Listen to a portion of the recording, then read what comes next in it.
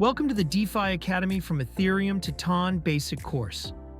In this and the following video, we will delve into the foundational concepts of decentralized finance across three sections: Basics of DeFi, examples of DeFi services, activities and ways to earn in DeFi. We'll start by exploring what DeFi is and how it differs from traditional TRADFI and centralized finance, CeFi. What is DeFi? DeFi, short for decentralized finance, is an ecosystem of financial applications built on blockchain networks.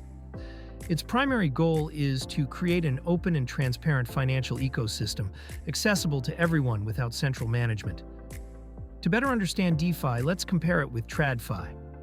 TRADFI is a collective term for traditional finance, including retail banking, commercial banks, investment banking, and related financial services sectors. DeFi offers an accessible and transparent financial ecosystem to anyone with an internet connection, while TRADFI often requires stringent Know Your Customer (KYC) checks. It's crucial to note that DeFi is resistant to censorship, thanks to the absence of a central authority that could restrict user access. Meanwhile, TRADFI is prone to censorship. Banks can restrict access or prohibit the use of financial services. TRADFI is distinguished by a high level of regulation, controlled by central authorities, providing significant client protection through established legislative norms. In contrast, DeFi is in an experimental stage and lacks comprehensive regulatory standards, requiring users to exercise vigilance and caution. This means that DeFi typically does not offer the same level of client protection characteristic of traditional financial services. In conclusion, DeFi and TRADFI represent two fundamentally different approaches to financial services, each with its advantages and limitations. Examples of DeFi use in high-inflation countries.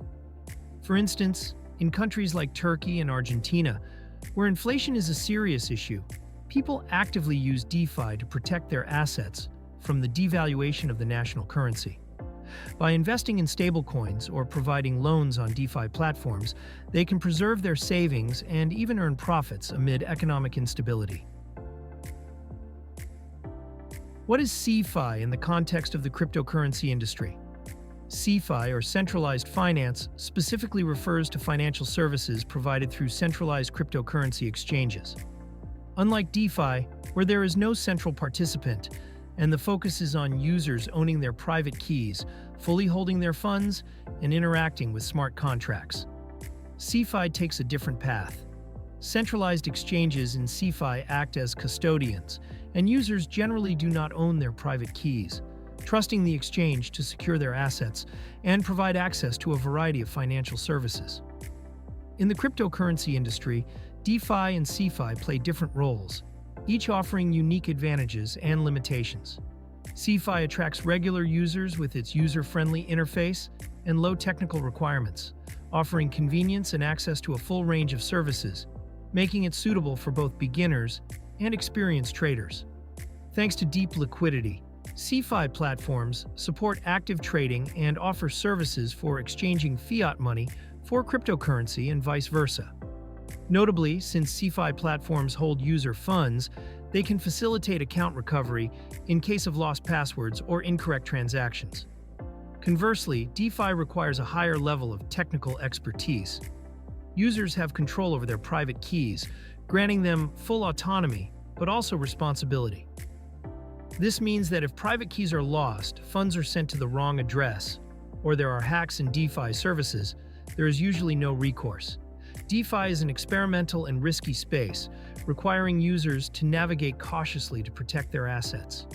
Despite these limitations, DeFi has the potential to bring financial inclusion and freedom to a larger population worldwide. As of 2023, the leading decentralized exchange Uniswap even surpassed one of the largest centralized cryptocurrency exchanges in trading volume on the futures market, indicating strong growth in the DeFi sector. Common DeFi uses include lending and borrowing, decentralized exchanges, liquidity provision, staking, and yield farming, which we will explore in more detail in Section 2. However, DeFi applications extend beyond these examples.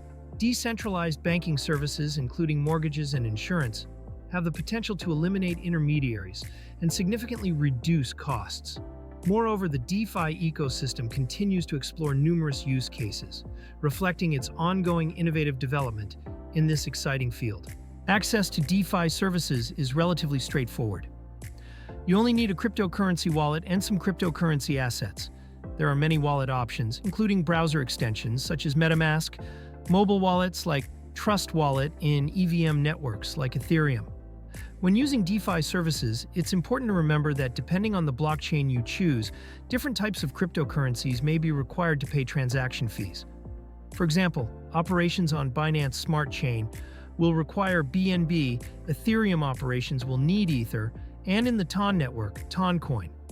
These fees go towards rewarding those who maintain the security and functionality of the blockchain. If you're looking for convenience, it's worth noting that some centralized exchanges offer access to DeFi. This can make the process easier, but you might have to pay slightly higher fees.